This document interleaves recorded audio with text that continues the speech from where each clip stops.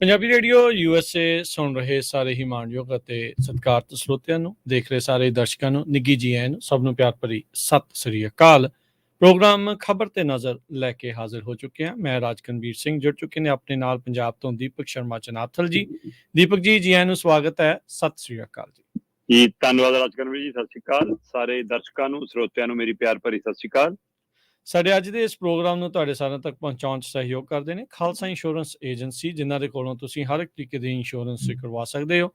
Insurance ਬਾਰੇ ਪਤਾ ਕਰਨ ਲਈ ਕਾਲ ਕਰ ਸਕਦੇ ਹੋ ਨੰਬਰ 408-272-2500 ਦੇ ਉੱਤੇ। 1992 ਤੋਂ ਇੰਸ਼ੋਰੈਂਸ ਦੇ ਬਿਜ਼ਨਸ 'ਚ ਨੇ। ਇਸ ਮੌਕੇ covered California health insurance Obama care ਦੀਆਂ ਐਪਲੀਕੇਸ਼ਨਜ਼, ਰੀਨਿਊਅਲਜ਼, ਨਵੀਆਂ ਐਪਲੀਕੇਸ਼ਨਜ਼ ਦਾ ਵਕਤ ਚੱਲ ਰਿਹਾ ਆ। ਜੇ ਤੁਸੀਂ ਉਹ ਕਰਵਾਉਣਾ ਚਾਹੁੰਦੇ ਹੋ, 65 ਸਾਲ ਤੋਂ ਉੱਤੇ ਹੋ, ਮੈਡੀਕੇਅਰ ਦੇ ਲਈ ਅਪਲਾਈ ਕਰਨਾ ਹੈ, ਪਲਾਨਸ ਦੇ ਵਿੱਚ ਚੇਂਜਸ ਕਰਵਾਉਣੇ ਹੋ, ਲਾਈਫ ਇੰਸ਼ੋਰੈਂਸ ਕਰਵਾਉਣੀ ਹੈ, ਤਾਂ ਕਾਲ ਖਾਲਸਾ ਇੰਸ਼ੋਰੈਂਸ ਏਜੰਸੀ 408-272-2500। ਟਿਰਕੀਨਾ ਇਮੀਗ੍ਰੇਸ਼ਨ ਲਾ ਫਰਮ, US ਇਮੀਗ੍ਰੇਸ਼ਨ ਦਾ ਹੋਵੇ ਕਿਸੇ ਵੀ ਤਰੀਕੇ ਦਾ ਕੰਮ, ਕਾਲ ਅਟਰਨੀ ਜੇ ਟਿਰਕੀਆਣਾ 415-909-0503। ਗੁਰਦੀਪ ਸਿੰਘ ਵਿਰਦੀ ਕਲੋਵਿਸ, ਸਤਨਾਮ ਸਿੰਘ ਸ਼ੇਰਗਿਲ ਸੈਲਮਾ, ਵਿਸਲਾ ਪਰਿਵਾਰ ਫਰੈਜ਼ਨੋ, ਮਨਦੀਪ ਸਿੰਘ, ਸੰਦੀਪ ਕੌਰ ਸੈਨ ਹੋਜ਼ੇ ਤੇ ਮਨਜੀਤ ਸਿੰਘ ਸੈਨ ਹੋਜ਼ੇ। ਇਹਨਾਂ ਸਾਰਿਆਂ ਦਾ ਧੰਨਵਾਦ। ਜੇਕਰ ਤੁਸੀਂ ਵੀ ਇਸ ਪ੍ਰੋਗਰਾਮ ਨੂੰ ਸਪਾਂਸਰ ਕਰਨਾ ਚਾਹੁੰਦੇ ਹੋ, ਸੰਪਰਕ ਕਰ ਸਕਦੇ ਹੋ 408-722-7698 ਦੇ ਉੱਤੇ। ਦੀਪਕ ਜੀ, ਗੱਲਬਾਤ ਦਾ ਸਿਲਸਿਲਾ ਸ਼ੁਰੂ ਕਰਦੇ ਹਾਂ। ਮੋਦੀ ਜੀ ਕੁਛ ਨਾ ਕੁਛ ਨਵਾਂ ਜਿਹੜਾ ਉਹ ਕਰਦੇ ਰਹਿੰਦੇ, ਵੇਚਣ ਦੇ ਉੱਤੇ ਤਾਂ ਬਹੁਤ ਕੁਛ ਲੱਗੇ ਆ। ਕਹਿੰਦੇ ਕਮਾਲ ਹੀ ਕਰਤੀ, ਵਾਹ ਮੋਦੀ ਜੀ, ਦਰਬਾਰ ਸਾਹਿਬ ਦਾ ਮਾਡਲ ਹੀ ਲਾ ਦਿੱਤਾ ਨਿਲਾਮੀ ਤੇ। ਬਿਲਕੁਲ ਪ੍ਰਵੀਨ ਜੀ, ਇਹ ਬਕਾਇਦਾ ਤੌਰ ਤੇ ਖਬਰ ਦੇਰ ਰਾਤ ਨਸ਼ਰ ਹੋਈ ਕਿ ਪ੍ਰਧਾਨ ਮੰਤਰੀ ਨਰਿੰਦਰ ਮੋਦੀ ਦੇ ਦਫ਼ਤਰ ਵੱਲੋਂ, PMO ਹਾਊਸ ਵੱਲੋਂ ਬਕਾਇਦਾ ਤੌਰ ਤੇ 912 ਚੀਜ਼ਾਂ ਦੀ ਨਿਲਾਮੀ ਰੱਖੀ ਗਈ। ਮਤਲਬ ਜਿਹੜੇ ਤੋਹਫੇ ਉਹਨਾਂ ਨੂੰ ਦੇਸ਼ ਭਰ ਚੋਂ, ਦੁਨੀਆ ਭਰ ਚੋਂ, ਵਿਦੇਸ਼ਾਂ ਚੋਂ ਮਿਲੇ, ਉਹਨਾਂ ਚ 912 ਤੋਹਫੇ ਹੁਣ ਨਿਲਾਮੀ ਲਈ ਰੱਖ ਦਿੱਤੇ ਗਏ। ਤੇ ਇਹਨਾਂ 912 ਦੇ ਵਿੱਚ ਉਹ ਮਾਡਲ ਵੀ ਹੈ ਜਿਹੜਾ ਸੱਚਖੰਡ ਸ੍ਰੀ ਦਰਬਾਰ ਸਾਹਿਬ ਦਾ, ਔਰ ਅੰਮ੍ਰਿਤਸਰ ਦਰਬਾਰ ਸਾਹਿਬ ਆਉਣ ਤੇ ਸ਼੍ਰੋਮਣੀ ਕਮੇਟੀ ਵੱਲੋਂ ਉਹਨਾਂ ਨੂੰ ਸਨਮਾਨ ਵਜੋਂ ਭੇਟ ਕੀਤਾ ਗਿਆ। 23 ਮਾਰਚ 2015 ਨੂੰ ਪਹਿਲੀ ਵਾਰ ਸ਼੍ਰੀ ਹਰਿਮੰਦਰ ਸਾਹਿਬ ਜਦੋਂ ਨਰਿੰਦਰ ਮੋਦੀ ਹੁਣੀ ਆਉਂਦੇ ਨੇ ਪ੍ਰਧਾਨ ਮੰਤਰੀ ਦੇ ਨਾਤੇ, ਤਾਂ ਉਸ ਸਮੇਂ ਉਹਨਾਂ ਨੂੰ ਇਹ ਸ਼੍ਰੋਮਣੀ ਕਮੇਟੀ ਨੇ ਭੇਟ ਕੀਤਾ ਸੀ। ਉਹ ਭੇਟ ਕੀਤਾ ਹੋਇਆ ਮਾਡਲ ਮਤਲਬ ਕਿ ਹੁਣ ਇਹ 912 ਚੀਜ਼ਾਂ 'ਚ ਨਿਲਾਮੀ ਲਈ PMO ਹਾਊਸ ਵੱਲੋਂ ਲਾ ਦਿੱਤਾ ਗਿਆ। 2 ਅਕਤੂਬਰ ਤੋਂ ਲੈ ਕੇ 31 ਅਕਤੂਬਰ ਤੱਕ ਇਹ ਨਿਲਾਮੀ ਆ। ਇਸ ਨਿਲਾਮੀ ਦੇ ਵਿੱਚ ਜਿੰਨੇ ਤੋਹਫੇ ਮਿਲੇ, ਉਹਨਾਂ ਦੇ ਵਿੱਚ ਇਹ ਮਾਡਲ ਵੀ ਰੱਖ ਦਿੱਤਾ ਗਿਆ।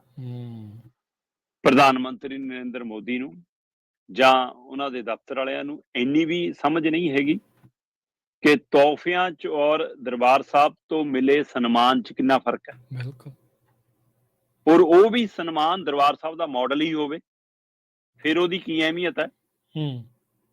ਸੋ ਜੇ ਧਾਰਮਿਕ ਸਥਾਨ ਤੋਂ ਕੋਈ ਚਿੰਨ੍ਹ ਮਿਲਦਾ ਹੈ, ਕੋਈ ਧਾਰਮਿਕ ਸਥਾਨ ਤੋਂ ਕੋਈ ਸਨਮਾਨ ਮਿਲਦਾ ਹੈ, ਉਹ ਪ੍ਰਸ਼ਾਦ ਰੂਪ 'ਚ ਹੁੰਦਾ ਹੈ, ਉਹ ਸਨਮਾਨ ਰੂਪ 'ਚ ਹੁੰਦਾ ਹੈ। ਸੋ ਉਸ ਨੂੰ ਬਾਕੀ ਤੋਹਫਿਆਂ ਦੀ ਨਜ਼ਰ 'ਚ, ਕਤਾਰ 'ਚ ਰੱਖਣਾ, ਇਹ ਆਪਣੇ ਆਪ ਇੱਕ ਸਮਝ ਦਾ ਲੈਵਲ ਸਮਝ ਆਉਂਦਾ ਹੈ ਕਿ ਇਹਨਾਂ ਦੇ ਅਧਿਕਾਰੀਆਂ ਦੀ, ਮੈਂ ਕਹਿੰਦਾ ਠੀਕ ਆ, ਪ੍ਰਧਾਨ ਮੰਤਰੀ ਦੇ ਹੋ ਸਕਦਾ ਧਿਆਨ 'ਚ ਨਾ ਹੋਵੇ ਕਿ ਹਾਂ ਜੀ ਉਹ ਤੈਅ ਹੋ ਗਿਆ ਕਿ ਨਿਲਾਮ ਕਰ ਦੋ ਚੀਜ਼ਾਂ, ਪਰ ਜਿਹੜੀ ਚੀਜ਼ ਦਰਬਾਰ ਸਾਹਿਬ ਤੋਂ ਮਿਲੀ ਆ ਉਹ ਤਾਂ ਪ੍ਰਧਾਨ ਮੰਤਰੀ ਸਾਹਿਬ ਨੂੰ ਆਪ ਸਹੇਜ ਕੇ ਰੱਖਣੀ ਚਾਹੀਦੀ ਸੀ, ਆਪ ਸੰਭਾਲ ਕੇ ਰੱਖਣੀ ਚਾਹੀਦੀ ਸੀ। ਉਸ ਦੀ ਅਹਿਮੀਅਤ ਤਾਂ ਪਤਾ ਹੋਣੀ ਚਾਹੀਦੀ ਸੀ। ਸੋ ਜੇਕਰ ਮੰਦਿਰ ਤੋਂ ਕੋਈ ਤੋਹਫਾ ਮਿਲਦਾ ਤਾਂ ਉਹਦੀ ਅਹਿਮੀਅਤ ਪਤਾ ਹੋਣੀ ਚਾਹੀਦੀ ਸੀ। ਸੋ ਜੇ ਕਿਸੇ ਮਸਜਿਦ, ਧਾਰਮਿਕ ਸਥਾਨ ਤੋਂ ਕੋਈ ਤੋਹਫਾ ਮਿਲਦਾ, ਉਹਦੀ ਅਹਿਮੀਅਤ ਸਮਝ ਹੋਣੀ ਚਾਹੀਦੀ ਸੀ। ਪਰ ਇਹ ਇਕੱਲੇ ਸਨਮਾਨ ਦੇ ਨਾਲ ਨਾਲ ਮਾਡਲ ਹੈ ਦਰਬਾਰ ਸਾਹਿਬ ਦਾ, ਤੇ ਇਹਦੀ ਅਹਿਮੀਅਤ ਉਸ ਨਾਲੋਂ ਕਿੰਨੀ ਗੁਣਾ ਵੱਧ ਜਾਂਦੀ ਹੈ। ਬਿਲਕੁਲ, ਕਿ ਹਾਂ ਇਹ ਇਕੱਲਾ ਕੋਈ ਸਨਮਾਨ ਚਿੰਨ੍ਹ ਕਿਸੇ ਧਾਰਮਿਕ ਸਥਾਨ ਤੋਂ ਮਿਲਿਆ ਹੋਇਆ ਨਹੀਂ ਹੈ। ਸੋ ਇਸ ਹਵਾਲੇ ਨਾਲ ਇਹ ਖਬਰ ਉਸ ਸਮੇਂ ਚਰਚਾ 'ਚ ਆਉਂਦੀ ਹੈ ਜਦੋਂ ਸੁਖਬੀਰ ਬਾਦਲ ਆਪਣੇ ਟਵੀਟ ਤੇ, ਜਿਹਨੂੰ ਅੱਜ ਕੱਲ੍ਹ X ਕਹਿੰਦੇ ਨੇ, ਉਹਦੇ ਪਰ ਲੰਘੀ ਕੱਲ ਦੇਰ ਸ਼ਾਮ ਨੂੰ ਇਹ ਗੱਲ ਲਿਖਦੇ ਨੇ ਕਿ ਪ੍ਰਧਾਨ ਮੰਤਰੀ ਮੋਦੀ ਜੀ ਦੇ ਦਫ਼ਤਰ ਵੱਲੋਂ ਜਿਹੜੀਆਂ ਚੀਜ਼ਾਂ ਨਿਲਾਮ ਲਾਈਆਂ ਗਈਆਂ, ਉਹਦੇ ਵਿੱਚ ਦਰਬਾਰ ਸਾਹਿਬ ਦਾ ਮਾਡਲ ਵੀ ਜਿਹੜਾ ਇਹਨਾਂ ਨੂੰ ਭੇਟ ਕੀਤਾ ਗਿਆ ਸੀ, ਉਹ ਵੀ ਨਿਲਾਮੀ ਲਈ ਲਾ ਦਿੱਤਾ ਗਿਆ। ਤੇ ਅਸੀਂ ਕਹਿੰਦੇ ਕਿ ਅਪੀਲ ਕਰਦੇ ਹਾਂ ਕਿ ਜੇ ਪ੍ਰਧਾਨ ਮੰਤਰੀ ਦਾ ਦਫ਼ਤਰ ਇਹਨੂੰ ਸਹੇਜ ਕੇ, ਸੰਭਾਲ ਕੇ ਨਹੀਂ ਰੱਖ ਸਕਦਾ, ਤਾਂ ਸ਼੍ਰੋਮਣੀ ਕਮੇਟੀ ਨੂੰ ਇਹ ਵਾਪਸ ਕਰ ਦਿਓ। ਇਸ ਤੋਂ ਬਾਅਦ ਇਹ ਚੀਜ਼ ਤਸੱਲੀ ਮਚਦੀ ਹੈ। ਤੇ ਜਦੋਂ ਫਿਰ ਇਹ ਤੋਂ ਬਾਅਦ ਫਰੋਲਾ ਫਰਾਲੀ ਸ਼ੁਰੂ ਹੁੰਦੀ ਹੈ, ਤਦ ਪਤਾ ਲੱਗਦਾ ਹੈ ਕਿ 2 ਅਕਤੂਬਰ ਗਾਂਧੀ ਦੇ ਜਨਮ ਦਿਨ ਤੋਂ ਲੈ ਕੇ 31 ਅਕਤੂਬਰ ਤੱਕ ਦਾ ਇਹ ਨਿਲਾਮੀ ਦਾ ਸਮਾਂ ਰੱਖਿਆ। ਸੋ ਭਾਰਤੀ ਹਿਸਾਬ ਦੇ ਨਾਲ ਅੱਜ 26 ਅਕਤੂਬਰ ਹੋ ਗਈ ਆ। 31 ਅਕਤੂਬਰ ਚੰਦ ਦਿਨਾਂ ਚ ਆਉਣ ਵਾਲੀ ਆ, ਤੇ ਇਹ 2 ਅਕਤੂਬਰ ਨੂੰ ਜਦੋਂ 912 ਚੀਜ਼ਾਂ ਚ ਦਰਬਾਰ ਸਾਹਿਬ ਦੇ ਮਾਡਲ ਨੂੰ ਵੀ ਰੱਖਿਆ ਤਾਂ ਰਾਜਕਰਨ ਵੀਰ ਜੀ ਇਹਦੀ ਨਿਲਾਮੀ ਦੀ ਸ਼ੁਰੂਆਤ ਦੀ ਕੀਮਤ ਰੱਖੀ ਉਹਨਾਂ ਨੇ ਮਤਲਬ 13,500 ਰੁਪਈਆ। ਅੱਛਾ, ਇਹ ਮੁੱਲ ਲਾਉਂਦੇ ਆ ਹੁਣ ਮਿਲੇ ਸਨਮਾਨ ਦਾ ਏਦਾਂ ਦਰਬਾਰ ਹਾਂ ਸਾਹਿਬ ਤੋਂ। ਤੁਸੀਂ ਇਹ ਦੇਖੋ 13,500 ਰੁਪਈਆ ਇਹਦੀ ਕੀਮਤ ਰੱਖ ਕੇ ਉਹਨਾਂ ਨੇ ਵੇਚਣ ਤੇ ਲਾਤਾ, ਨਿਲਾਮੀ ਤੇ ਲਾਤਾ, ਬੋਲੀ ਤੇ ਲਾਤਾ, ਤੇ ਖੁੱਲੀ ਬੋਲੀ ਚੱਲ ਰਹੀ ਹੈ ਉਸ ਦਿਨ ਦੀ। ਤੇ ਇਹਦੇ ਬਾਰੇ ਪਤਾ ਲੱਗ ਰਿਹਾ ਕਿ ਇਹ ਲੰਘੇ ਇੱਕ ਦਿਨ ਤੱਕ ਪਿਛਲੇ 25 ਤਰੀਕ ਤੱਕ ਦੇ ਹਵਾਲੇ ਨਾਲ ਇਹਦੀ ਬੋਲੀ 1,51,200 ਰੁਪਏ ਤੱਕ ਪਹੁੰਚ ਚੁੱਕੀ ਹੈ। ਠੀਕ ਹੈ। 13,500 ਰੁਪਇਆ ਕੀਮਤ PMO ਹਾਊਸ ਨੇ ਰੱਖੀ ਸੱਚਖੰਡ ਸ੍ਰੀ ਦਰਬਾਰ ਸਾਹਿਬ ਦੇ ਮਾਡਲ ਦੀ, ਜਿਹੜਾ ਸਨਮਾਨ ਵਜੋਂ ਪ੍ਰਧਾਨ ਮੰਤਰੀ ਨੂੰ ਭੇਟ ਕੀਤਾ ਗਿਆ ਸੀ। ਤੇ ਉਹ ਹੁਣ ਬੋਲੀ ਚ ਲੱਗਦਿਆਂ 25 ਤਰੀਕ ਤੱਕ ਆਉਂਦਿਆਂ ਇਹ 1,51,200 ਰੁਪਇਆ ਤੱਕ ਪਹੁੰਚ ਚੁੱਕਿਆ।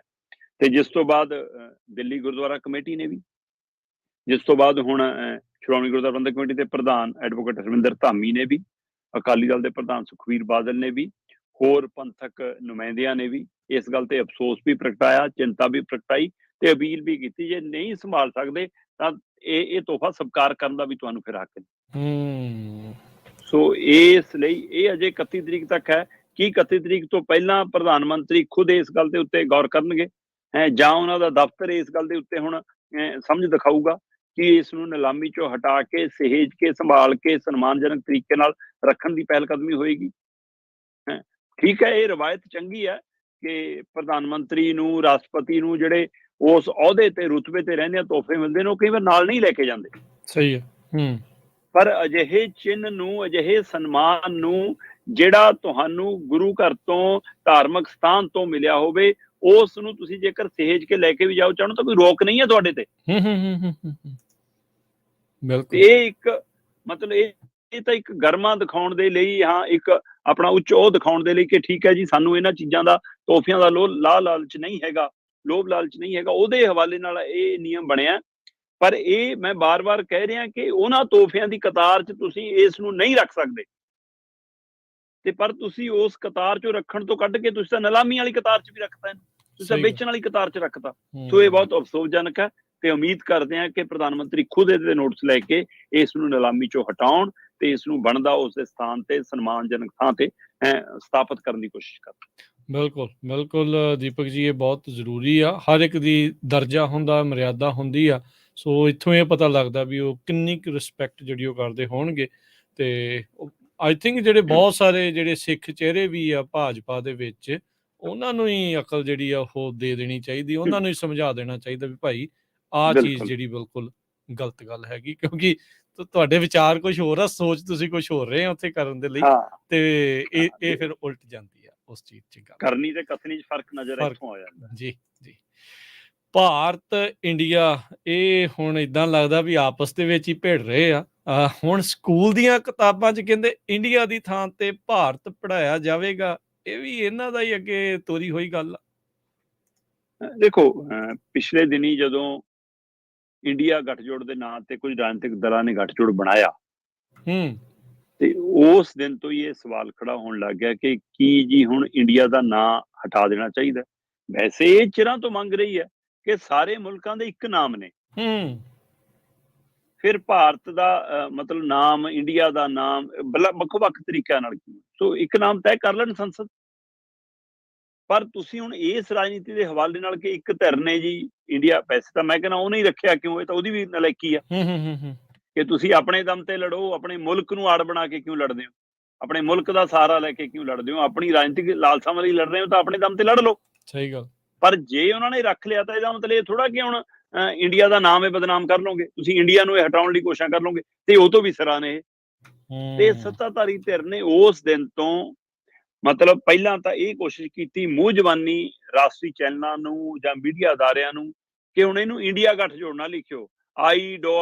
ਹੈ ਨਾ, ਏਦਾਂ ਪਾ ਕੇ ਲਿਖਿਓ ਕਿ ਬਿੰਦੀਆਂ ਪਾ ਕੇ ਲਿਖਿਓ, INDIA ਦੇ ਵਿਚਾਲੇ ਬਿੰਦੀਆਂ ਪਾ ਦਿਓ ਕਹਿੰਦੇ, ਹੈ ਨਾ। ਸੋ ਇਸ ਹਵਾਲੇ ਨਾਲ ਕਵਾਇਦ ਸ਼ੁਰੂ ਕੀਤੀ ਤੇ ਫਿਰ ਇਹਨਾਂ ਸ਼ੁਰੂ ਕੀਤੀ ਕਿ ਜਿੱਥੇ ਜਿੱਥੇ ਇੰਡੀਆ ਹੈਗਾ ਉੱਥੋਂ ਇਹਨੂੰ ਬਾਹਰ ਕਰਕੇ ਭਾਰਤ ਲਿਆਈਏ। ਸੋ ਹੁਣ ਉਹਦਾ ਅਸਰ ਨਜ਼ਰ ਆਉਣ ਲੱਗਿਆ। ਭਾਰਤ ਸਰਕਾਰ ਵੱਲੋਂ ਨਵੀਂ ਸਿੱਖਿਆ ਨੀਤੀ ਬਣਾਈ ਗਈ ਆ, ਉਸ ਨਵੀਂ ਸਿੱਖਿਆ ਨੀਤੀ ਦੇ ਵਿੱਚ ਮਤਲਬ ਜੋ ਉਸ ਨੂੰ ਲਾਗੂ ਕਰਨਾ, ਉਹਦੇ ਵਿੱਚ ਫਿਰ ਵੱਖ-ਵੱਖ ਸਿਲੇਬਸ ਦੇ ਹਵਾਲੇ ਨਾਲ ਕਿਤਾਬਾਂ ਜਿਹੜੀਆਂ ਲੱਗਣੀਆਂ, ਉਹਦੇ ਲਈ NCERT ਹੁਣ ਸਾਹਮਣੇ ਆਈ। ਠੀਕ ਹੈ। NCERT ਕਹਿੰਦੀ ਕਿ ਸਾਡੀ ਨਵੀਂ ਸਿੱਖਿਆ ਨੀਤੀ ਨੂੰ ਲਾਗੂ ਕਰਨ ਦੇ ਲਈ ਸਿਲੇਬਸ ਦੀ ਚੋਣ ਕਰਨ ਲਈ ਜਿਹੜੀ ਕਮੇਟੀ ਬਣਾਈ ਗਈ ਆ, ਉਸ ਕਮੇਟੀ ਦੇ ਮੁਖੀ ਨੇ ਇਹ ਸੁਝਾਅ ਦੇ ਦਿੱਤਾ ਕਿ ਭਾਈ ਤੁਸੀਂ ਆਪਣੀ ਸਿਲੇਬਸ ਦੀਆਂ ਕਿਤਾਬਾਂ 'ਚ ਨਾ ਇੰਡੀਆ ਸ਼ਬਦ ਨਹੀਂ ਵਰਤਣਾ, ਭਾਰਤ ਵਰਤਣਾ। ਇਹਦਾ ਹਵਾਲਾ ਦਿੱਤਾ ਉਹਨਾਂ ਨੇ ਕਿ ਜੀ ਇਹ ਪ੍ਰਾਚੀਨ ਸ਼ਬਦ ਹੈ, ਸਾਡੇ ਵੇਦਾਂ 'ਚ, ਸਾਡੇ ਗ੍ਰੰਥਾਂ 'ਚ, ਧਾਰਮਿਕ ਉਹਨਾਂ 'ਚ ਇਹਦਾ ਜ਼ਿਕਰ ਆਉਂਦਾ, ਇਸ ਲਈ ਇਸ ਨੂੰ ਭਾਰਤ ਹੀ ਲਿਖਿਆ ਜਾਵੇ, ਇੰਡੀਆ ਨਾਲ। ਪਰ ਕੀ ਇਹ ਇਸੇ ਹਵਾਲੇ ਨਾਲ ਸਲਾਹ ਦਿੱਤੀ ਆ, ਜਾਂ ਸਰਕਾਰ ਦੇ ਇਸ਼ਾਰੇ ਤੇ ਸਿਫਾਰਿਸ਼ ਤੇ ਸਲਾਹ ਹੈ ਕਿ ਭਾਈ ਇੰਡੀਆ ਸ਼ਬਦ ਹਟਾਉਣਾ ਕਿਉਂਕਿ ਇੱਕ ਗੱਠਜੋੜ ਦਾ ਨਾਂ ਹੈ, ਉਹਦਾ ਪ੍ਰਚਾਰ ਲੱਗਦਾ ਇਹਨਾਂ ਨੂੰ। ਪਰ ਇਹੋ ਨਹੀਂ, ਇਹ ਤੋਂ ਅੱਗੇ ਵੱਧ ਕੇ ਉਹ ਕਹਿੰਦੇ ਜੀ ਕਿ ਅਸੀਂ ਆਪਣੀ ਨੌਜਵਾਨ ਪੀੜ੍ਹੀ ਨੂੰ ਆਪਣੀਆਂ ਭਾਰਤੀ ਰਵਾਇਤਾਂ ਦੇ ਅਨੁਸਾਰ ਵੀ ਇਤਿਹਾਸ ਪੜ੍ਹਾਉਣਾ, ਆਪਣੀਆਂ ਧਾਰਮਿਕ ਰਵਾਇਤਾਂ ਦੇ ਅਨੁਸਾਰ। ਜਿਵੇਂ ਹੁਣ ਉਦਾਹਰਨ ਵਜੋਂ ਉਹ ਕਹਿੰਦੇ ਜੀ ਕਿ NCERT ਦੀ ਜਿਹੜੀ ਇੱਕ ਕਮੇਟੀ ਆ, ਉਹਨੇ ਸੁਝਾਅ ਦਿੱਤਾ ਹੈ ਕਿ ਜਿਹੜਾ ਪਰਮਾਣੂ ਸਿਧਾਂਤ ਹੈ, ਪਰਮਾਣੂ ਜਿਹੜੀ ਸ਼ਕਤੀ ਮਤਲਬ ਵਿਗਿਆਨੀਆਂ ਦੇ ਹਵਾਲੇ ਨਾਲ ਸਾਡੇ ਸਾਹਮਣੇ ਅੱਜ, ਉਸ ਪਰਮਾਣੂ ਸਿਧਾਂਤ ਦੇ ਹਵਾਲੇ ਨਾਲ ਜੋ ਪੜ੍ਹਾਇਆ ਜਾਂਦਾ ਜਵਾਕਾਂ ਨੂੰ, ਉਹ ਪੜ੍ਹਾਇਆ ਜਾਂਦਾ ਰਸਾਇਣ ਸ਼ਾਸਤਰੀ ਜੌਨ ਡਾਲਟਨ, ਕਿ ਇਹ ਪਰਮਾਣੂ ਸਿਧਾਂਤ ਦੇ ਜਨਮਦਾਤਾ ਨੇ। ਪਰ ਕਹਿੰਦੇ ਜੀ ਕਿ NCERT ਦੀ ਟੀਮ ਨੇ ਸਲਾਹ ਦਿੱਤੀ ਹੈ ਕਿ ਜਵਾਕਾਂ ਨੂੰ ਕਿਤਾਬਾਂ ਦੇ ਵਿੱਚ, ਸਕੂਲੀ ਸਿਲੇਬਸ ਦੇ ਵਿੱਚ ਪੜ੍ਹਾਓ ਕਿ ਇਹ ਮਹਾਰਿਸ਼ੀ ਕਨਾਦ ਉਹਨਾਂ ਦੇ ਹਵਾਲੇ ਨਾਲ ਮਤਲਬ ਕਿ ਪਹਿਲਾਂ ਹੀ ਹੈ। ਮੈਂ ਕਹਿੰਦਾ ਇਹਦੇ ਵਿੱਚ ਕੋਈ ਸਾਨੂੰ ਸ਼ੰਕੇ ਸ਼ੋਭੇ ਨਹੀਂ ਹੈਗੇ ਕਿ ਭਾਰਤੀ ਵੇਦਾਂ ਦੇ ਵਿੱਚ ਅਜਿਹਾ ਜ਼ਿਕਰ ਹੈਗਾ, ਹਰ ਚੀਜ਼ ਦਾ ਜ਼ਿਕਰ ਹੈਗਾ, ਉਹ ਜਿਵੇਂ ਉਡਣ ਖਟੋਲਿਆਂ ਦਾ ਮਤਲਬ ਸਾਰਾ ਜ਼ਿਕਰ ਹੈਗਾ। ਪਰ ਜਦੋਂ ਜਵਾਕਾਂ ਨੇ ਤੁਹਾਡਾ ਅੰਤਰਰਾਸ਼ਟਰੀ ਪੱਧਰ ਤੇ ਉਸ ਮਿਆਰ ਤੇ ਜਾਣਾ ਹੈ, ਇਹ ਤੁਹਾਡੀ ਧਾਰਮਿਕ ਸਿੱਖਿਆ, ਵਿਦਿਆਰਥੀਆਂ ਦੀ ਚੇਤਨਤਾ ਦੇ ਲਈ ਸਿੱਖਿਆ ਹੋਵੇ ਤਾਂ ਕੋਈ ਹਰਜ ਨਹੀਂ। ਪਰ ਤੁਸੀਂ ਜਦੋਂ ਦੁਨੀਆ ਭਰ 'ਚ ਮੁਕਾਬਲਾ ਕਰਨਾ ਹੈ ਤੇ ਉੱਥੇ ਜੇਕਰ ਜਵਾਕ ਪਰਮਾਣੂ ਸਿਧਾਂਤ ਦੇ ਜਨਮਦਾਤੇ ਦੇ ਨਾਂ ਤੇ ਮਹਾਰਿਸ਼ੀ ਦਾ ਨਾਂ ਲਿਖਿਆ ਹੋਣਗੇ, ਤੇ ਫਿਰ ਉੱਥੇ ਉਹਨੂੰ ਨੰਬਰ ਮਿਲਣਗੇ ਜਾਂ ਨਹੀਂ, ਇਹਦਾ ਕੌਣ ਜ਼ਿੰਮੇਵਾਰ ਹੋਊਗਾ ਜੀ? ਇਸੇ ਤਰ੍ਹਾਂ ਕਹਿੰਦੇ ਜੀ ਨਹੀਂ ਜੀ ਅਸੀਂ ਹੁਣ ਮਤਲਬ ਕਿ ਜਿਵੇਂ ਰਾਈਟ ਬ੍ਰਦਰ ਨੇ ਹਜ਼ਾਰਾਂ ਸਾਲ ਪਹਿਲਾਂ ਕਹਿੰਦੇ ਕਿ ਈਸਾ ਪੂਰਵ 4ਵੀਂ ਸਦੀ ਦੇ ਵਿੱਚ ਮਹਾਰਿਸ਼ੀ ਭਾਰਦਵਾਜ ਹੋਰਾਂ ਨੇ ਮਤਲਬ ਕਿ ਵਿਗਿਆਨਿਕ ਸ਼ਾਸਤਰ ਲਿਖ ਚੁੱਕੇ ਨੇ, ਉਹਨਾਂ ਨੇ ਜਹਾਜ਼ ਦਾ ਇਹਨਾਂ ਦਾ ਜ਼ਿਕਰ ਕੀਤਾ। ਜਾਂ ਇਸੇ ਤਰ੍ਹਾਂ ਕਰਦਮ ਰਿਸ਼ੀ ਨੇ ਉਹਨਾਂ ਨੇ ਆਪਣੀ ਧਰਮ ਪਤਨੀ ਲਈ ਕਹਿੰਦੇ ਮਤਲਬ ਕਿ ਜਹਾਜ਼ ਬਣਾਤਾ ਸੀ, ਉਹ ਜਹਾਜ਼ ਦਾ ਡਿਜ਼ਾਈਨ ਤਿਆਰ ਕਰਤਾ ਸੀ। ਸੋ ਇਸ ਲਈ ਕਹਿੰਦੇ ਇਹ ਚੀਜ਼ਾਂ ਵੀ ਉਹਨਾਂ ਦੇ ਹਵਾਲੇ ਨਾਲ ਪੜ੍ਹਾਈਆਂ, ਨਾ ਕਿ ਰਾਈਟ ਬ੍ਰਦਰ ਦੇ ਹਵਾਲੇ ਨਾਲ। ਸੋ ਅਜਿਹੀਆਂ ਪਹਿਲ ਕਦਮੀਆਂ ਦੇ ਉੱਤੇ ਮਤਲਬ ਕਿ ਹੁਣ ਇਹ ਸਵਾਲ ਖੜੇ ਹੋਣ ਲੱਗੇ ਨੇ ਕਿ ਕੀ ਤੁਸੀਂ ਇਤਿਹਾਸ ਨੂੰ ਦੁਨੀਆ ਭਰ ਦੇ ਹਵਾਲੇ ਚੋਂ ਹਟਾ ਕੇ ਸਿਰਫ ਆਪਣੀ ਸਿਆਸਤ ਨੂੰ ਚਮਕਾਉਣ ਦੇ ਲਈ, ਜਦੋਂ ਕਿ ਹਰੇਕ ਧਰਮ ਦੇ ਵਿੱਚ ਉਸ ਧਾਰਮਿਕ ਸਿੱਖਿਆ ਦੀ ਜਾਣਕਾਰੀ ਹੋਣਾ ਜ਼ਰੂਰੀ ਆ ਜੀ, ਉਹ ਚੇਤਨਤਾ ਪੈਦਾ ਕਰਨੀ ਇੱਕ ਜ਼ਰੂਰੀ ਆ। ਜੇ ਹਿੰਦੂ ਧਰਮ ਹੈ, ਸਿੱਖ ਧਰਮ ਹੈ, ਈਸਾਈ ਧਰਮ ਹੈ, ਤਾਂ ਉਹਨਾਂ ਨੂੰ ਆਜ਼ਾਦੀ ਹੋਣੀ ਚਾਹੀਦੀ ਹੈ ਕਿ ਉਹ ਆਪਣੇ ਧਰਮ ਦੇ ਇਤਿਹਾਸ ਬਾਰੇ, ਆਪਣੀਆਂ ਧਾਰਮਿਕ ਰਵਾਇਤਾਂ ਬਾਰੇ, ਰੋਹ ਰੀਤਾਂ ਬਾਰੇ ਜਾਣਨ। ਪਰ ਤੁਸੀਂ ਜਿੱਥੇ ਦੁਨੀਆ ਨਾਲ ਮੁਕਾਬਲਾ ਕਰਨਾ ਔਰ ਵਿਗਿਆਨਕ ਤੌਰ ਤੇ ਜੋ ਦਰਜ ਹੈ, ਤੁਸੀਂ ਉਸ ਦੇ ਨਾਲ ਜਦੋਂ ਛੇੜਖਾਨੀ ਕਰਦੇ ਹੋ ਤਾਂ ਤੁਸੀਂ ਜਵਾਕਾਂ ਦੇ ਭਵਿੱਖ ਨਾਲ ਵੀ ਖੇਡਣ ਦੀ ਕੋਸ਼ਿਸ਼ ਕਰਦੇ ਹੋ, ਤੇ ਤੁਸੀਂ ਤਾਂ ਭਾਰਤ ਦੇ ਨਾਮ ਨਾਲ ਖੇਡਣ ਤੱਕ ਆ ਗਏ। ਤੁਸੀਂ ਤਾਂ ਇਸ ਰਾਜਨੀਤੀ ਤੱਕ ਆ ਗਏ ਕਿ ਇਹਦੇ ਨਾਲ ਸਾਡੀ ਰਾਜਨੀਤੀ ਸੀਟਾਂ ਪੱਕੀਆਂ ਹੁੰਦੀਆਂ ਤਾਂ ਹੋ ਜਾਣ। ਤੁਸੀਂ ਇਸ ਨੂੰ ਵੀ ਹਿੰਦੂ ਪੱਤੇ ਵਾਂਗੂ, ਇਸ ਨੂੰ ਵੀ ਧਰਮ ਦੇ ਪੱਤੇ ਵਾਂਗੂ, ਇਸ ਨੂੰ ਵੀ ਜਾਤ ਦੇ ਪੱਤੇ ਵਾਂਗੂ ਖੇਡ ਰਹੇ ਹੋ, ਤੇ ਇਸ ਦਾ ਹਥਿਆਰ ਤੁਸੀਂ ਹੁਣ NCERT ਨੂੰ ਬਣਾਉਣ ਜਾ ਰਹੇ ਹੋ। ਬੇਸ਼ੱਕ NCERT ਦੇ ਚੇਅਰਮੈਨ ਨੇ ਇਹ ਗੱਲ ਆ ਕੇ ਕਹੀ ਹੈ ਕਿ ਜੀ ਇਹ ਹਲੇ ਸਲਾਹ ਦਿੱਤੀ ਹੈ ਕਮੇਟੀ ਨੇ, ਸਾਡੀ ਨੇ, ਅਜੇ ਕੋਈ ਇਸ ਪਰ ਪੱਕਾ ਫੈਸਲਾ ਨਹੀਂ ਲਿਆ। ਸੋ ਪੱਕਾ ਫੈਸਲਾ ਜਨਾਬ ਲੈਣਾ ਪੈ ਜਾਣਾ ਤੁਹਾਨੂੰ ਜਦੋਂ ਤੁਹਾਨੂੰ ਵੀ ਹੁਕਮ ਆ ਗਿਆ। ਹੋ ਸਕਦਾ ਜੇ ਕਮੇਟੀ ਨੂੰ ਇਹ ਹੁਕਮ ਆਇਆ ਹੋਵੇ, ਸੋ ਇਸ ਲਈ ਜੇ ਤੁਹਾਨੂੰ ਹੁਕਮ ਆਇਆ ਤੁਸੀਂ ਵੀ ਲੈ ਲਓਗੇ। ਸੋ ਪਰ ਜੇਕਰ NCERT ਇਹ ਸੋਚਣ ਲੱਗੀ ਆ, ਉਹਦੀ ਕਮੇਟੀ ਇਹ ਸੋਚਣ ਲੱਗੀ ਆ ਕਿ ਇਹਦਾ ਮਤਲਬ ਤੁਸੀਂ ਇੰਡੀਆ ਸ਼ਬਦ ਨੂੰ ਬਾਹਰ ਕਰਨਾ ਚਾਹੁੰਦੇ ਹੋ, ਤਾਂ ਉਸ ਨੂੰ ਸੰਵਿਧਾਨਕ ਤਰੀਕੇ ਨਾਲ ਇਸ ਹਵਾਲੇ ਨਾਲ ਲਿਆਓ ਕਿ ਇੱਕ ਨਾਂ ਰੱਖਣਾ ਮੁਲਕ ਦਾ, ਪਰ ਇਹ ਰਾਜਨੀਤੀ ਨਾ ਕਰੋ ਕਿ ਹਾਂ ਕਿਸੇ ਗੱਠਜੋੜ ਦਾ ਨਾਂ ਹੈ ਤਾਂ ਇਸ ਲਈ ਅਸੀਂ ਹਟਾ ਦੇਣਾ। ਸੋ ਇਹ ਉਹਦੀ ਸਿਆਸਤ ਦਾ ਇੱਕ ਪਹਿਲੂ ਨਜ਼ਰ ਆਉਂਦਾ ਸਾਹਿਬ। ਜੀ ਜੀ, ਪਚਦੀ ਨਹੀਂ ਜੀ ਗੱਲ ਕਿਸੇ ਨੂੰ ਵੀ, ਉਹ ਵੀ ਵਰਤ ਰਹੇ ਆ, ਇਹ ਵੀ ਵਰਤ ਰਹੇ ਆ। ਇੰਡੀਆ ਵਾਲਿਆਂ ਦਾ ਜਾਂ ਭਾਰਤ ਵਾਲਿਆਂ ਦਾ, ਜਿਹਦਾ ਮਰਜ਼ੀ ਕਰ ਲਓ, ਉਹਨਾਂ ਲੋਕਾਂ ਦਾ ਕੀ ਹਾਲ ਹੁੰਦਿਆ ਉਧਰ ਵੀ ਜਿਹੜਾ ਨਜ਼ਰ ਮਾਰ ਲਿਆ ਕਰਨਾ। ਬਿਲਕੁਲ। ਅਗਲੀ ਗੱਲ ਕਰੀਏ ਦੀਪਕ ਜੀ, ਅਕਸਰ ਪੰਜਾਬ ਦੀ ਪਰਾਲੀ ਦੇ ਧੂਏ ਨੂੰ ਲੈ ਕੇ ਵੱਖ-ਵੱਖ ਥਾਵਾਂ ਤੋਂ ਰੌਲੇ ਪੈਂਦੇ ਰਹਿੰਦੇ, ਖਾਸ ਕਰਕੇ ਜਿਹੜੀ ਦਿੱਲੀ ਆ ਉੱਥੋਂ ਤੇ ਜ਼ਿਆਦਾ ਹੀ। ਹੁਣ ਕਹਿੰਦੇ ਵੀ ਕਲਕੱਤਾ, ਭੋਪਾਲ, ਰਾਂਚੀ ਇਹ ਬੜਾ ਪੋਲਿਊਟਡ ਜਿਹੜੇ ਆਏ ਆ, ਬੜਾ ਪ੍ਰਦੂਸ਼ਣ ਆ, ਕਿ ਪੰਜਾਬ ਦੀ ਪਰਾਲੀ ਦਾ ਧੂਆ ਹੁਣ ਇੱਥੇ ਵੀ ਪਹੁੰਚੀ ਜਾਂਦਾ।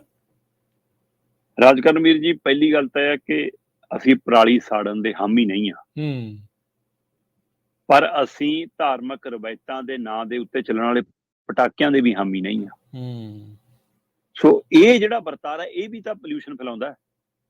ਲੰਘੇ ਕੱਲ ਭਾਰਤ ਮੁਲਕ ਦੇ ਵਿੱਚ ਸਮੁੱਚੇ ਤੌਰ ਤੇ 10ਵੀਂ ਦਾ ਤਿਉਹਾਰ ਮਤਲਬ ਹੈ ਨਾ ਦੁਸ਼ਹਿਰਾ ਮਨਾਇਆ ਗਿਆ ਜੀ। ਤੇ ਦੁਸ਼ਹਿਰੇ ਦੇ ਉੱਤੇ ਜਿੱਤ ਦੇ ਪ੍ਰਤੀਕ ਵਜੋਂ ਰਾਵਣ ਨੂੰ ਅਗਨ ਭੇਟ ਕਰਨ ਦੀ ਜਿਹੜੀ ਰਵਾਇਤ ਚੱਲੀ ਹੁੰਦੀ ਆ ਉਹਨੂੰ ਮਤਲਬ ਕਿ ਅਮਲੀ ਰੂਪ ਦਿੱਤਾ ਗਿਆ।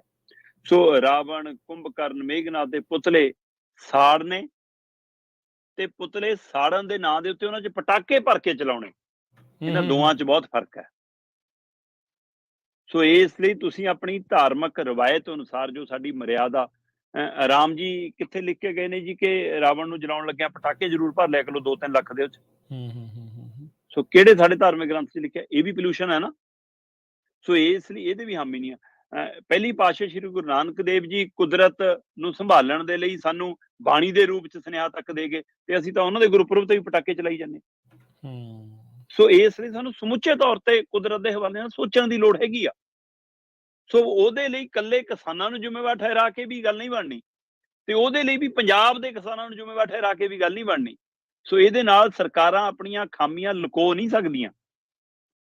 ਹੁਣ ਦਿੱਲੀ ਵਾਲੇ ਤਾਂ ਰੋਲ ਦਿੰਦੇ ਆ ਜੀ ਕਿ ਹਾਂ ਜੀ ਪੰਜਾਬ 'ਚ ਪਰਾਲੀ ਨੂੰ ਅੱਗ ਲੱਗ ਗਈ ਤਾਂ ਸਾਡੇ ਧੂੰਆਂ ਆ ਗਿਆ। ਇਹ ਪਿਛਲੇ 2 ਸਾਲਾਂ ਤੋਂ ਕੇਂਦਰ ਦੇ ਹਵਾਲੇ ਨਾਲ ਤਾਂ ਸਦੀਆਂ ਤੋਂ ਹੀ ਜਾ ਰਿਹਾ, ਪਰ ਪਿਛਲੇ 2 ਸਾਲਾਂ ਤੋਂ ਹੁਣ ਦਿੱਲੀ ਦੀ ਸਰਕਾਰ ਦੇ ਹਵਾਲੇ ਨਾਲ ਜਾਣੋਂ ਹਟ ਗਿਆ। ਪਹਿਲਾਂ ਕੇਜਰੀਵਾਲ ਸਾਹਿਬ ਨੂੰ ਇਹ ਧੂੰਆਂ ਬਹੁਤ ਚੁਭਦਾ ਸੀ, ਅੱਖਾਂ 'ਚ ਵੀ, ਛਾਤੀ 'ਚ ਵੀ, ਦਿੱਲੀ 'ਚ, ਤੇ ਹੁਣ ਜਦ ਤੋਂ ਪੰਜਾਬ 'ਚ ਆਪ ਦੀ ਸਰਕਾਰ ਬਣ ਗਈ ਹੁਣ ਉਹਨਾਂ ਨੂੰ ਤਾਂ ਦਿਖਣੋਂ ਹਟ ਗਿਆ ਧੂੰਆਂ। ਉਹ ਕਹਿੰਦੇ ਨਾ ਹੁਣ ਪੰਜਾਬ ਦਾ ਧੂੰਆਂ ਨਹੀਂ ਆਉਂਦਾ ਬਾਈਪਾਸ। ਤੇ ਜੇ ਪੰਜਾਬ ਦਾ ਧੂੰਆਂ ਦਿੱਲੀ ਜਾਂਦਾ ਤੇ ਫਿਰ ਪੁਣੇ ਦੇਸ਼ ਦੇ ਵਿੱਚ ਸਭ ਤੋਂ ਜ਼ਿਆਦਾ ਪ੍ਰਦੂਸ਼ਿਤ ਸ਼ਹਿਰ ਅੱਜ ਦੀ ਤਰੀਕ ਦੇ ਵਿੱਚ, ਅੱਜ ਦੇ ਸਮੇਂ 'ਚ ਇਸ ਧੂਏ ਦੇ ਹਵਾਲੇ ਨਾਲ। ਉਹ ਤੋਂ ਬਾਅਦ ਬਾਰੀ ਰਾਂਚੀ ਦੀ ਆਉਂਦੀ ਹੈ, ਉਹ ਤੋਂ ਬਾਅਦ ਕਲਕੱਤੇ ਦੀ ਆਉਂਦੀ ਹੈ, ਉਹ ਤੋਂ ਬਾਅਦ ਭੋਪਾਲ ਦੀ ਆਉਂਦੀ ਹੈ। ਫਿਰ ਇੱਥੇ ਵੀ ਧੂੰਆਂ ਪੰਜਾਬ ਵਾਲਾ ਪਹੁੰਚ ਗਿਆ ਜੀ। ਇਸ ਮੌਕੇ ਦਿੱਲੀ ਦੇ ਵਿੱਚ ਹਵਾ ਦੇ ਪੱਧਰ ਦੀ ਜਿਹੜਾ ਮਾਰਕਾ ਦੱਸਿਆ ਜਾ ਰਿਹਾ ਉਹ 238 ਦੱਸਿਆ ਜਾ ਰਿਹਾ। ਠੀਕ ਹੈ। AQI ਕੀ ਕਹਿੰਦੇ ਇਹਨੂੰ? 238 에ਅਰ ਕੁਆਲਿਟੀ ਇੰਡੈਕਸ। ਠੀਕ ਹੈ ਜੀ। ਜਦੋਂ ਕਿ ਮਾਹਿਰਾਂ ਦਾ ਮੰਨਣਾ ਹੈ ਕਿ ਜੇਕਰ 180 ਤੋਂ ਉੱਪਰ ਚਲਾ ਜਾਵੇ ਕਿਸੇ ਦਾ ਤਾਂ ਉਹ ਖਤਰਨਾਕ ਹੁੰਦਾ। ਹੁਣ 180 ਤੋਂ ਉੱਪਰ ਮਤਲਬ ਕਿ ਦਿੱਲੀ ਦੇ ਵਿੱਚ 238 ਆ। ਦਿੱਲੀ ਜਾਣ ਤੋਂ ਪਹਿਲਾਂ ਚੰਡੀਗੜ੍ਹ ਆਉਂਦਾ ਨਾ ਜਨਾਬ। ਚੰਡੀਗੜ੍ਹ ਦਾ ਲੰਘੇ ਇੱਕ ਦਿਨ ਪਹਿਲਾਂ 101 ਸੀ। ਤੇ ਜੇ ਪੰਜਾਬ ਦੀ ਪਰਾਲੀ ਇੰਨਾ ਅਸਰ ਕਰਦੀ ਹੈ ਫਿਰ ਤਾਂ ਚੰਡੀਗੜ੍ਹ ਦਾ 300-400 ਦੇ ਪਾਰ ਚਾਹੀਦਾ ਸੀ। ਲੱਗ ਗਿਆ। ਇੱਥੇ 101 ਕਿਉਂ ਹੈ? ਪੰਜਾਬ ਦੇ ਵਿੱਚ ਇਸ ਮੌਕੇ ਅੰਮ੍ਰਿਤਸਰ, ਫਿਰੋਜ਼ਪੁਰ, ਤਰਨਤਾਰਨ ਇਹਨਾਂ ਸਾਹਾਂ ਦੇ ਉੱਤੇ 100 ਤੋਂ ਉੱਪਰ ਹੈ ਤੇ ਬਠਿੰਡੇ 'ਚ 66 ਹੈ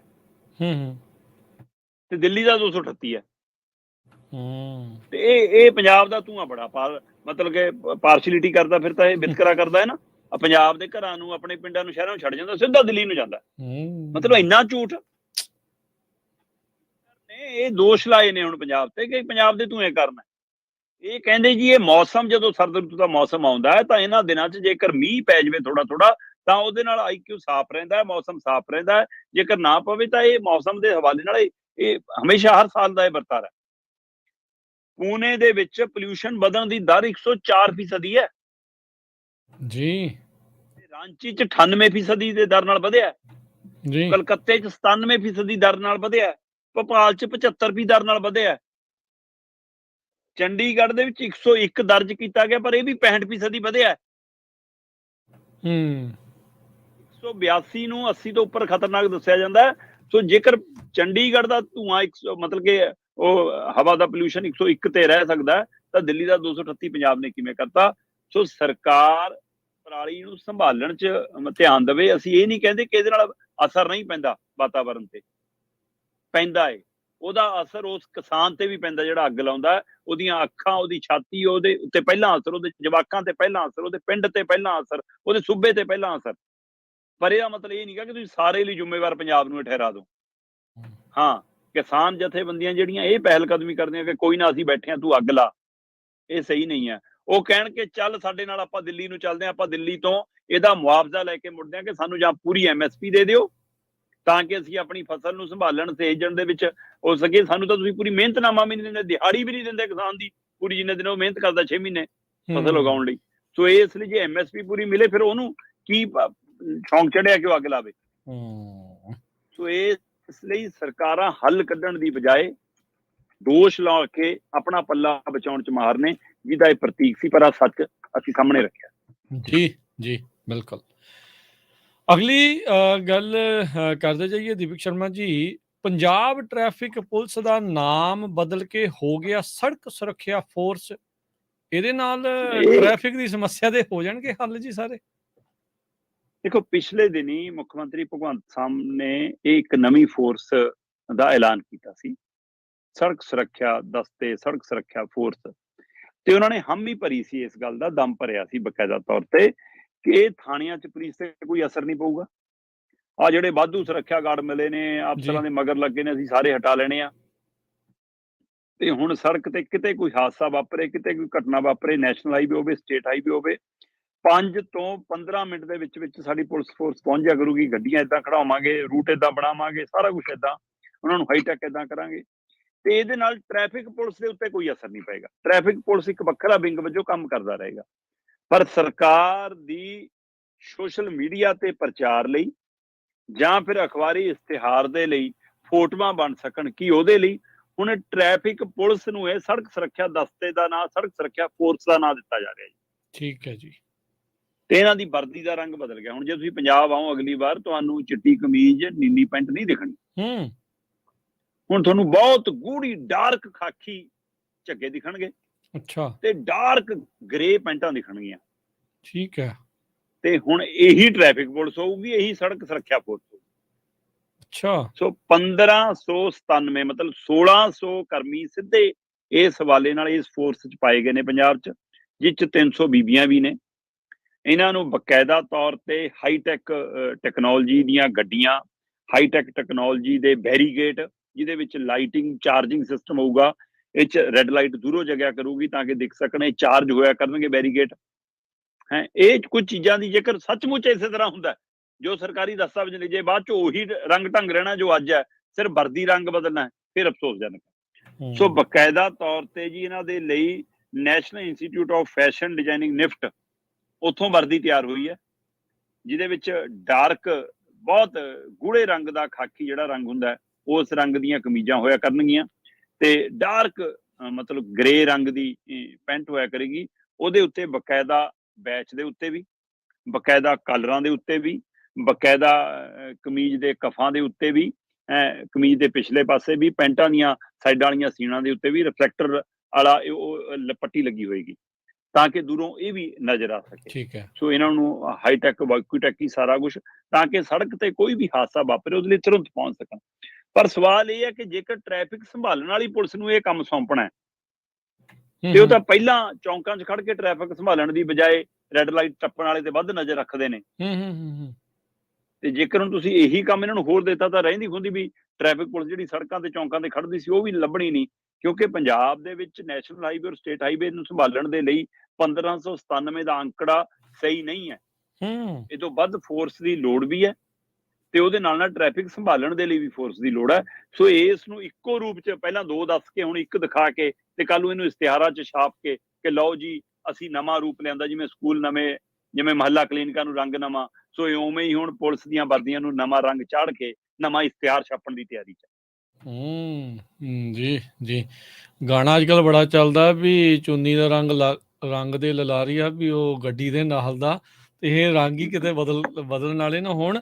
ਤੇ ਕਿਤੇ ਇਹ ਤਾਂ ਨਹੀਂ ਵੀ ਜੇ ਨੈਸ਼ਨਲ ਹਾਈਵੇ ਤਾਂ ਉੱਧਰ ਆ ਤੇ ਬਾਅਦ 'ਚ ਭਾਜਪਾ ਕਵੇ ਵੀ ਅਸੀਂ ਤਾਂ ਉੱਥੇ ਤਾਂ ਰੋਕਦੇ ਆ ਤੇ ਇੱਧਰ ਪੰਜਾਬ ਦੇ ਵਿੱਚ ਤਾਂ ਕੰਮ ਖਰਾਬ ਹੋ ਜਾਵੇ, ਸਾਰਾ ਜ਼ੋਰ ਉਹਨਾਂ ਦਾ ਉੱਧਰ ਹੀ ਲੱਗੀ ਜਾਵੇ ਹੈ ਬਾਅਦ ਦੇ ਵਿੱਚ। ਬਿਲਕੁਲ ਜੀ। ਅਗਲੀ ਗੱਲ ਦੀਪਕ ਜੀ, ਜਾਂਦੇ ਜਾਂਦੇ ਕਰਦੇ ਜਾਈਏ, ਵਰਲਡ ਕੱਪ ਦੇ ਮੈਚ ਤਾਂ ਚੱਲਦੇ ਆ, ਪਰ ਪੰਜਾਬ ਦੇ ਮਸਲਿਆਂ ਦੇ ਮੈਚ ਵੀ ਨਾਲ ਦੇ ਨਾਲ ਚੱਲਦੇ ਰਹਿੰਦੇ ਆ। ਜਾਖੜ ਹੁਣੀ ਮੋਹਰੇ ਆਏ ਆ ਓਪਨਿੰਗ ਬੈਟਸਮੈਨ ਦੇ ਤੌਰ ਦੇ ਉੱਤੇ, ਪੰਜਾਬ ਦੇ ਸਾਰੇ ਤਕਰੀਬਨ ਮਸਲਿਆਂ ਨੂੰ ਉਹ ਮੋਹਰੇ ਹੋ ਕੇ ਜਿਹੜਾ ਉਹ ਲੈ ਕੇ ਆ ਰਹੇ ਆ। ਦੇਖੋ, ਮੈਨੂੰ ਲੱਗਦਾ ਕਿ ਭਾਰਤੀ ਜਨਤਾ ਪਾਰਟੀ ਨੂੰ ਪੰਜਾਬ ਦੇ ਵਿੱਚ ਇਹ ਮਹਿਸੂਸ ਹੋ ਰਿਹਾ ਕਿ ਸ਼ਾਇਦ ਸਾਨੂੰ ਜਿਹੜੇ ਲੀਡਰ ਦੀ ਲੋੜ ਸੀ ਉਹ ਜਾਖੜ ਦੇ ਰੂਪ 'ਚ ਪੂਰੀ ਹੋ ਗਈ। ਕਿਉਂਕਿ ਪਹਿਲਾਂ ਜਿੰਨੇ ਭਾਜਪਾਈ ਲੀਡਰ ਇੱਥੋਂ ਆਏ ਉਹ ਤਾਂ ਭਾਜਪਾ ਵੀ ਨਹੀਂ ਕਹਿ ਪਾਉਂਦੇ ਸੀ, ਭਾਜਪਾ ਹੀ ਕਹਿੰਦੇ ਸੀ ਵੈਸੇ। ਹਾਂਜੀ। ਸੋ ਉਹ ਲੀਡਰ ਜਿਹੜੇ ਪੰਜਾਬੀ 'ਚ ਪੂਰਾ ਬੋਲ ਹੀ ਨਹੀਂ ਸਕਦੇ, ਉਹ ਪੰਜਾਬ ਦੇ ਮਸਲਿਆਂ ਨੂੰ ਕੀ ਚੁੱਕ ਲੈਣਗੇ। ਸੋ ਸੁਨੀਲ ਜਾਖੜ ਦੇ ਰੂਪ 'ਚ ਉਹਨਾਂ ਨੂੰ ਉਹ ਬੰਦਾ ਤਾਂ ਮਿਲ ਗਿਆ ਜਿਹਨੂੰ ਪੰਜਾਬ ਦੀ ਤਸੀਰ ਦੀ ਸਮਝ ਆ, ਸਹੀ, ਜਿਹਨੂੰ ਪੰਜਾਬ ਦੇ ਮਸਲਿਆਂ ਦੀ ਸਮਝ ਆ। ਇਹ ਵੱਖਰੀ ਗੱਲ ਹੈ ਕਿ ਉਹ ਜਿਹੜੀ ਧਿਰ ਵੱਲੋਂ ਖੇਡ ਰਿਹਾ ਉਹ ਪੰਜਾਬ ਨੂੰ ਮਨਜ਼ੂਰ ਹੈ ਕਿ ਨਹੀਂ। ਹਾਂ, ਪਰ ਜਿਹੜੀ ਲੜਾਈ ਪੰਜਾਬ ਦੇ ਲੋਕਾਂ ਨੂੰ ਲੱਗਦਾ ਸੀ ਕਿ ਇਹ ਲੜਾਈ ਅਕਾਲੀ ਦਲ ਲੜੂਗਾ, ਜਿਹੜੀ ਲੋਕਾਂ ਨੂੰ ਲੱਗਦਾ ਸੀ ਇਹ ਲੜਾਈ ਤਾਂ ਮਤਲਬ ਕਿ ਕਾਂਗਰਸ ਨੇ ਲੜ ਲੈਣੀ ਆ ਬਾਈ, ਜਾਂ ਲੋਕਾਂ ਨੂੰ ਲੱਗਦਾ ਸੀ ਕਿ ਆਪ ਦੇ ਹੁੰਦਿਆਂ ਤਾਂ ਇਹਨਾਂ ਦੀ ਲੋੜ ਹੀ ਨਹੀਂ ਪੈਣੀ, ਲੜਾਈ ਤਾਂ ਆਪ ਨੇ ਆਪੇ ਜਿੱਤ ਲੈਣੀ ਆ, ਉਹਨਾਂ ਮੁੱਦਿਆਂ ਤੇ ਹੁਣ ਭਾਜਪਾ ਬੋਲੇ ਔਰ ਸੁਨੀਲ ਜਾਖੜ ਫਰੰਟ ਤੇ ਖੇਡ ਕੇ ਬੋਲਣ। ਚਾਹੇ ਉਹ ਚੰਡੀਗੜ੍ਹ ਦਾ ਮਸਲਾ ਹੋਵੇ, ਚਾਹੇ ਪੰਜਾਬ ਦੇ ਪਾਣੀਆਂ ਦਾ ਮਸਲਾ ਹੋਵੇ, ਚਾਹੇ ਐਸਵਾਈਐਲ ਦੀ ਬਹਿਸ ਦਾ ਮਸਲਾ ਹੋਵੇ। ਆ ਲਓ ਤੁਸੀਂ ਝਾਤ ਮਾਰ ਲਓ ਕਿ ਮਤਲਬ ਫਰੰਟ ਫੁੱਟ ਤੇ ਆ ਕੇ ਪਹਿਲਾਂ ਕਹਿੰਦੇ ਜੀ ਜਾਖੜ ਸਾਹਿਬ ਕਹਿੰਦੇ ਮੈਂ ਆ ਜਾਊਂਗਾ ਜੀ ਡਿਬੇਟ 'ਚ, ਫਿਰ ਕਹਿੰਦੇ ਆਊਂਗਾ ਤਾਂ ਮੇਰੇ ਕਹਿੰਦੇ 3 ਬੰਦਿਆਂ ਦਾ ਪੈਨਲ ਬੁਲਾਓ, ਫਿਰ ਕਹਿੰਦੇ ਕੋਈ ਗੱਲ ਨਹੀਂ ਜੇ ਪੈਨਲ ਨੂੰ ਨਹੀਂ ਬੁਲਾਉਂਦੇ ਮੈਂ ਤਾਂ ਵੀ ਆਊਂਗਾ। ਹੁਣ ਜਾਖੜ ਸਾਹਿਬ ਕਹਿੰਦੇ ਕਿ ਜੀ ਮੈਂ ਸਵਾਲਾਂ ਦੇ ਜਵਾਬ ਦੇਣ ਨਹੀਂ ਆਉਣਾ, ਸਵਾਲ ਪੁੱਛਣ ਆਉਣਾ, ਜਵਾਬ ਤੁਸੀਂ ਦੇਣੇ ਆ, ਸਰਕਾਰ ਤੁਸੀਂ ਹੋ। ਪਹਿਲੀ ਗੱਲ ਤਾਂ ਇਹ ਚੰਗੀ ਗੱਲ ਹੈ ਜੀ ਕਿ ਸੁਨੀਲ ਜਾਖੜ ਜੇ ਉਸ ਡਿਬੇਟ 'ਚ ਜਾਣਗੇ ਸ਼ਾਇਦ ਥੋੜੀ ਜੀ ਬਰਾਬਰ ਦੀ ਚਰਚਾ ਹੋ ਜਾਵੇ ਸਰਕਾਰ ਬਨਾਮ ਵਿਰੋਧੀ ਦਲਾਂ 'ਚ, ਪਰ ਇਹਦਾ ਮਤਲਬ ਇਹ ਸਮਝਿਆ ਜਾਵੇ ਕਿ ਹੁਣ ਪੰਜਾਬ ਦੇ ਹਿੱਤਾਂ ਦੀ ਗੱਲ ਭਾਜਪਾ ਕਰੂਗੀ। ਤੇ ਦੂਜੇ ਪਾਸੇ ਦਾ ਮਤਲਬ ਇੱਕ ਹੋਰ ਕਮਾਲ ਆ, ਜਦੋਂ ਐਸਵਾਈਐਲ ਦੇ ਮਸਲੇ ਤੇ ਵੈਸੇ ਤਾਂ ਭਗਵੰਤ ਮਾਨ ਸਰਕਾਰ ਭੱਜੀ ਆ ਪੰਜਾਬ ਦੀ ਵਿਧਾਨ ਸਭਾ ਚੋਂ ਸੈਸ਼ਨ ਬੁਲਾ ਕੇ ਵੀ, ਪਰ ਜਦੋਂ ਖੁੱਲੀ ਬਹਿਸ ਹੋਣੀ ਆ ਤੇ ਉੱਥੇ ਜਦੋਂ ਐਸਵਾਈਐਲ ਦਾ ਮਸਲਾ ਆਉਣਾ, ਤੇ ਜਦੋਂ ਵੀ ਐਸਵਾਈਐਲ ਦਾ ਮਸਲਾ ਆਉਣਾ ਤਾਂ ਉਹਦੇ ਵਿੱਚ ਕਾਂਗਰਸ ਨੇ ਕਰਨਾ ਹੀ ਕਰਨਾ ਜਨਾਬ। ਕਾਂਗਰਸ ਉਹ ਤੋਂ ਭੱਜ ਨਹੀਂ ਸਕਦੀ। ਤੇ ਸੁਨੀਲ ਜਾਖੜ ਜਿਹੜੇ ਫਰੰਟ ਤੇ ਇਹ ਸੋਚ ਕੇ ਖੇਡ ਰਹੇ ਨੇ ਫਰੰਟ ਫੁੱਟ ਤੇ ਜਾਂ ਓਪਨਿੰਗ ਬੈਟਸਮੈਨ ਵਜੋਂ ਕਿ ਭਾਜਪਾ ਕੋਲ ਤਾਂ ਗਵਾਉਣ ਨੂੰ ਇਹ ਕੁਝ ਨਹੀਂ, ਭਾਜਪਾ ਦੇ ਉੱਤੇ ਤਾਂ ਉਂਗਲੀ ਚੱਕਣ ਨੂੰ ਇਹ ਕੁਝ ਨਹੀਂ, ਅਸੀਂ ਬੋਲਾਂਗੇ ਇਸ ਮਸਲੇ ਤੇ, ਸਾਡਾ ਕੀ ਲੈ ਕੇ ਦੇਗਾ। ਉਹ ਭੁੱਲ ਜਾਂਦੇ ਨੇ ਸ਼ਾਇਦ ਕਿ ਜਦੋਂ ਵੀ ਐਸਵਾਈਐਲ ਦਾ ਮਸਲਾ ਆਉਣਾ ਤਾਂ ਅਕਾਲੀ ਦਲ ਵੀ ਸਵਾਲੀਆ ਚਿੰਨ੍ਹ 'ਚ ਆਉਣਾ ਔਰ ਕਾਂਗਰਸ ਵੀ ਸਵਾਲੀਆ ਚਿੰਨ੍ਹ 'ਚ ਆਉਣੀ। ਔਰ ਸੁਨੀਲ ਜਾਖੜ ਜੀ ਤੁਹਾਡਾ ਪਰਿਵਾਰ ਦਾ, ਤੁਹਾਡੇ ਭਤੀਜੇ ਤੱਕ ਦਾ ਅੱਧੇ ਤੋਂ ਵੱਧ ਜੀਵਨ ਉਹਦਾ ਵੀ ਭਤੀਜੇ ਦਾ ਵੀ ਕਾਂਗਰਸ 'ਚ ਬੀਤਿਆ, ਤੇ ਤੁਹਾਡਾ ਤੇ ਤੁਹਾਡੇ ਪਰਿਵਾਰ ਦਾ ਤਾਂ ਪੂਰਾ ਜੀਵਨ ਲਗਭਗ ਕਾਂਗਰਸ 'ਚ ਬੀਤਿਆ। ਸੋ ਜਦੋਂ ਐਸਵਾਈਐਲ ਦੇ ਉੱਤੇ ਉੱਥੇ ਭਗਵੰਤ ਮਾਨ ਨੇ ਸਵਾਲ ਕਰਨਾ ਤਾਂ ਤੁਹਾਡੀ ਕਾਂਗਰਸ ਦੇ ਉੱਤੇ ਨਾਤੇ ਤੁਹਾਡੇ ਤੋਂ ਵੀ ਸਵਾਲ ਨਾਲੇ ਆ ਜਾਣਾ। ਤੇ ਜੇ ਤੁਸੀਂ ਕਹਿੰਦੇ ਹੋ ਕਿ ਮੈਂ ਭਾਜਪਾ ਹੀ ਆ, ਫਿਰ ਪੰਜਾਬ 'ਚ ਅਕਾਲੀ ਭਾਜਪਾ ਦੀ ਸਰਕਾਰ ਵੀ ਰਹੀ ਆ, ਤੇ ਉਸ ਸਮੇਂ ਕੀ ਚੰਨ ਚੜਿਆ ਉਹ ਸਵਾਲ ਤੁਹਾਨੂੰ ਵੀ ਨਾਲੇ ਆਉਣਾ। ਤੇ ਜੇ ਤੁਸੀਂ ਕਹਿੰਦੇ ਹੋ ਕਿ ਜੀ ਇਹ ਮਾਮਲਾ ਕੇਂਦਰ ਦਾ, ਹੁਣ ਭਾਜਪਾ ਦੀ ਸਰਕਾਰ ਆ, ਤੁਸੀਂ ਉਸੇ ਪਾਰਟੀ ਦੇ ਪੰਜਾਬ 'ਚ ਪ੍ਰਧਾਨ ਹੋ, ਤੇ ਜੇ ਤੁਸੀਂ ਕਹੋ ਕਿ ਕੇਂਦਰ ਦੀਆਂ ਪਹਿਲੀਆਂ ਸਰਕਾਰਾਂ ਤਾਂ ਜ਼ਿਆਦਾਤਰ ਸਰਕਾਰਾਂ ਕਾਂਗਰਸ ਦੀਆਂ ਰਹੀਆਂ, ਤੁਸੀਂ ਲੰਮਾ ਸਮਾਂ ਉਹ 'ਚ ਰਹੇ ਹੋ, ਤੁਹਾਨੂੰ ਵੀ ਦੇਣੇ ਪੈ ਜਾਣੇ ਆ। ਬਿਲਕੁਲ। ਸੋ ਬੇਸ਼ੱਕ ਇਹ ਵੱਖਰੀ ਗੱਲ ਆ ਕਿ ਕਾਂਗਰਸ ਤੋਂ ਔਰ ਅਕਾਲੀਆਂ ਤੋਂ ਮੁੱਦੇ ਖੋਣ 'ਚ ਸੁਨੀਲ ਜਾਖੜ ਇੱਕ ਕਦਮ ਅੱਗੇ ਨਜ਼ਰ ਆ ਰਹੇ ਨੇ, ਤੇ ਉਹ ਕਹਿੰਦੇ ਜੀ ਮੈਂ ਕਾਗਜ਼ ਲੈ ਕੇ ਜਾਊਂਗਾ, ਮੈਂ ਭਗਵੰਤ ਮਾਨ ਵਾਂਗ ਇੰਨਾ ਤੇਜ਼ ਦਿਮਾਗ ਤਾਂ ਨਹੀਂ ਹੈਗਾ ਕਿ ਮੂੰਹ ਜ਼ਬਾਨੀ ਨੂੰ ਜੋ ਆਇਆ ਬੋਲੀ ਜਾਊਂਗਾ, ਮੈਂ ਤਾਂ ਦਸਤਾਵੇਜ਼ ਲੈ ਕੇ ਜਾਊਂਗਾ, ਮੈਂ ਬਹਿਸ ਕਰਨ ਲਈ ਤਿਆਰ ਆ। ਸੋ ਹੁਣ ਦੇਖਣ ਵਾਲੀ ਗੱਲ ਹੈ ਕਿ ਜੇਕਰ ਇਹ ਦੂਜਿਆਂ ਲਈ ਭਗਵੰਤ ਮਾਨ ਦੀ ਚੁਣੌਤੀ ਨੂੰ ਸਵੀਕਾਰ ਕੇ ਵੀ ਜੇਕਰ ਕੋਈ ਕਿਨਾਰੇ ਹੁੰਦਾ ਤਾਂ ਉਹਨੇ ਬਹਾਨੇ ਲੱਭ ਲਏ, ਤੇ ਜੇ ਹੁਣ ਸੁਨੀਲ ਜਾਖੜ ਸੱਚਮੁੱਚ ਜਾਂਦੇ ਨੇ, ਜਿਨ੍ਹਾਂ ਨੇ ਇਹ ਕਿਹਾ ਸੀਗਾ ਕਿ ਤੁਸੀਂ ਟੈਗੋਰ ਦੀ ਬਜਾਏ ਉੱਥੇ ਆ ਜਾਓ ਬਹਿਸ ਲਈ, ਮੈਂ ਆ ਜਾਊਂਗਾ, ਤੇ ਜੇ ਉਹ ਜਾਂਦੇ ਨੇ ਤਾਂ ਇਹ ਹੁਣ ਇਹ ਮੁਸੀਬਤ ਅਕਾਲੀਆਂ ਤੇ ਕਾਂਗਰਸੀਆਂ ਲਈ ਵੀ ਖੜੀ ਹੋ ਗਈ। ਅਗਲੇ ਕਹਿਣਗੇ ਜੇ ਸੁਨੀਲ ਜਾਖੜ ਜਾ ਸਕਦਾ ਭਾਜਪਾ ਵਾਲਾ ਤੁਹਾਨੂੰ ਕੀ ਹੁੰਦਾ, ਤੁਸੀਂ ਵੀ ਜਾਓ। ਜੇ ਜਾਂਦੇ ਨੇ ਤਾਂ ਵੀ ਮਰਦੇ ਆ, ਨਹੀਂ ਜਾਂਦੇ ਤਾਂ ਵੀ ਮਰਦੇ। ਪਰ ਅਜੇ ਵੀ ਮੈਨੂੰ ਇਹ ਲੱਗਦਾ ਕਿ ਵਿਰੋਧੀ ਦਲ ਇਸ ਬਹਿਸ ਤੋਂ ਬਚਣ ਦੀ ਕੋਸ਼ਿਸ਼ ਕਰਦੇ ਰਹਿਣਗੇ, ਭੱਜਣ ਦੀ ਕੋਸ਼ਿਸ਼ ਕਰਦੇ ਰਹਿਣਗੇ, ਕਿਉਂਕਿ ਜਵਾਬ ਉਹਨਾਂ ਕੋਲ ਵੀ ਕੁਝ ਨਹੀਂ ਹੈਗਾ। ਦਿਨ ਤਾਂ ਰਹਿ ਗਏ ਆ ਥੋੜੇ, ਦੇਖੋ ਕੀ ਜਿਹੜਾ ਇਸ ਦੇ ਵਿੱਚ ਹੁੰਦਾ ਆ। ਸ਼ੁਕਰੀਆ ਦੀਪਕ ਜੀ, ਬੜੀ ਮਿਹਰਬਾਨੀ, ਮਿਲਦੇ ਆਪਾਂ ਅਗਲੀ ਵਾਰੀ। ਸਤਿ ਸ੍ਰੀ ਅਕਾਲ ਜੀ। ਬਹੁਤ ਸ਼ੁਕਰੀਆ, ਸਤਿ ਸ੍ਰੀ ਅਕਾਲ ਜੀ। ਸੋ ਤੇ ਇਹ ਸਨ ਦੀਪਕ ਸ਼ਰਮਾ ਚਨਾਥਲ ਜੀ, ਪ੍ਰੋਗਰਾਮ ਖਬਰ ਤੇ ਨਜ਼ਰ ਦੇ ਵਿੱਚ। ਇੱਥੇ ਪ੍ਰੋਗਰਾਮ ਦੀ ਸਮਾਪਤੀ ਆ, ਮਿਲਦੇ ਹਾਂ ਅਗਲੀ ਵਾਰ। ਸਭ ਨੂੰ ਪਿਆਰ ਭਰੀ ਸਤਿ ਸ੍ਰੀ ਅਕਾਲ।